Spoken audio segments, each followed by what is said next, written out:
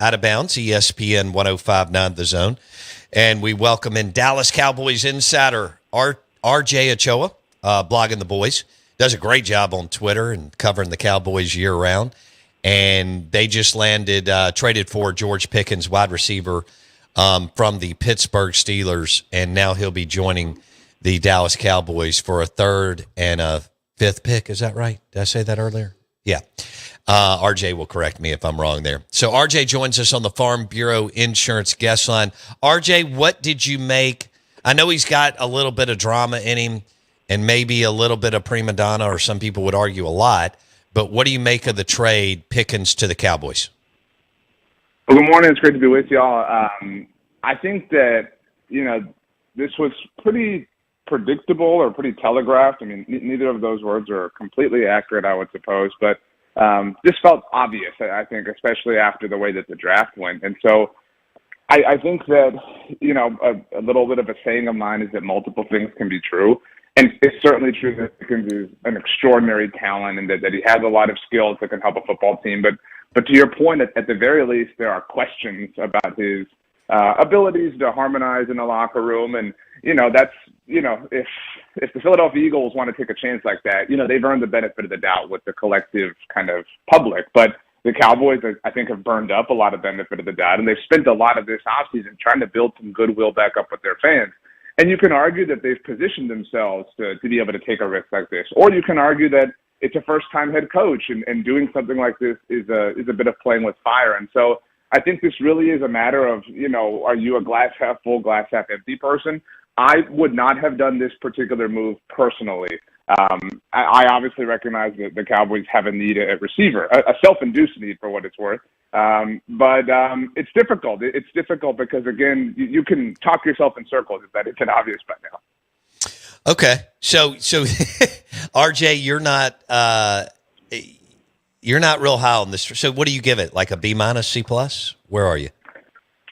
I think that depends on how you're grading it, right? Like from the compensation standpoint, did they, is this the Jonathan Mingo trade or the Trey Lance trade? No, right? Like it's laying up on a par 5 type of, fine.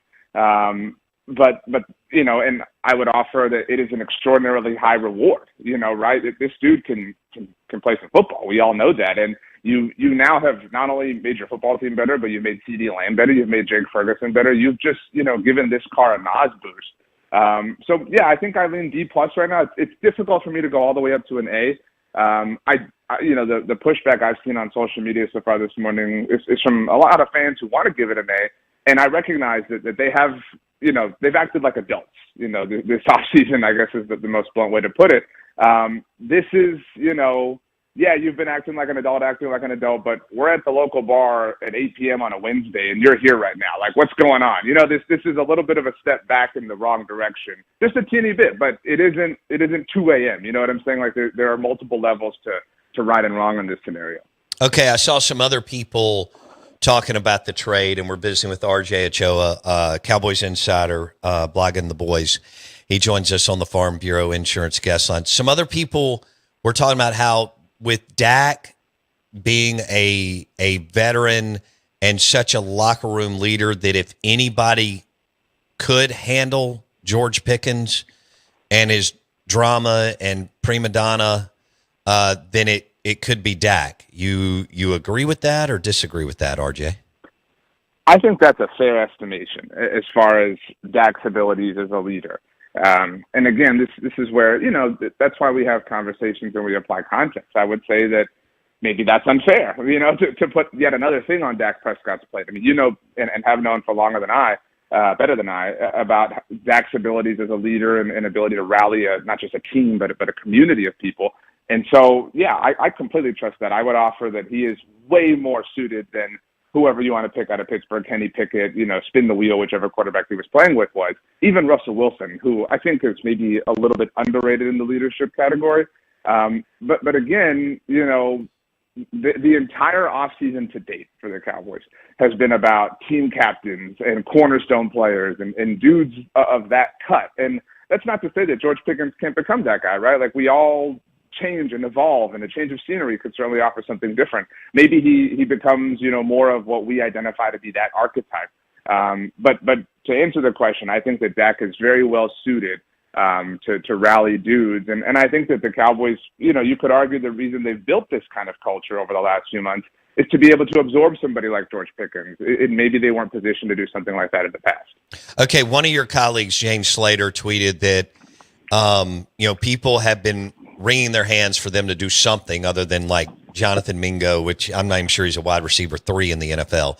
So they get George Pickens, who's actually talented, but like you said, has baggage. But she said there's been some people who believe that they do need a little bit of an edge, just a little drop or two of bad boy in the locker room. As somebody who's covered the NFL for a while, do you buy into that? How do you see that? Like that, I know that is a fine line and balancing act in an NFL locker room, RJ. Yeah, I think it not to ride the fence, but it does depend, right? It depends on, your coach and your quarterback, cornerstones of your team. And, there was the story last week about Brian Schottenheimer rearranging some of the locker room, positioning. And the reason for that is you position, or at least the Cowboys do, your leaders or whatever, near the entrances and exits. That's just kind of the blunt, meaning of it all. But, in Cowboys past, they made this argument. These are wildly different situations, to be very clear. I'm not comparing them, but they made this argument about Greg Hardy, over a decade ago. They made this argument about Rolando McClain to some level. And those players, or at least Rolando McClain, had a really nice initial season for the Cowboys. And so, yeah, that makes sense, right? Like we've seen other teams, do that, and we've seen it work out. But we've also seen it crash out, right? We've also seen it burn and fail. And that's where, my stance is I agree with the collective that the Cowboys have inched their way closer to competency this offseason. And I think I've given them a lot of credit. I think they deserve a lot of credit. And I don't think that this ruins all of that. But, man, this is, you're learning how to walk right now again. You know what I'm saying? Like you're going to the physical therapy and learning how to walk.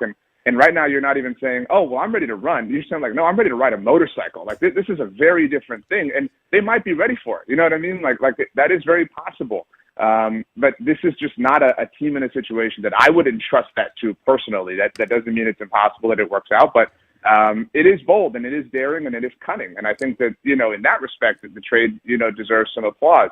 And it also is the result, and this is where it is still a cyclical issue for them.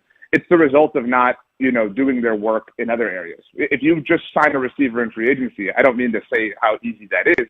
You don't have to do this. Right. We're also talking about a team that now doesn't have a third-round pick next year, And so if you just get off the couch sooner, you don't have to keep playing catch-up like this. And so maybe they are learning these lessons, and it's just taken them forever. But everybody is pointing out, oh, well, they really needed this, and you're upset that they addressed it. They did address it, but again, they dug this hole, right? Like they're painted into a corner, but they held the brush the entire time. That's a great way to frame it up. All right, I want to do this. This is one of our shorter segments, and thanks for coming on with short notice. I want to get you on in the next week in one of our 30-minute segments. RJ, we appreciate you, man. Thank you so much. Of course. Thanks for having me, guys. Y'all have a good rest of the week.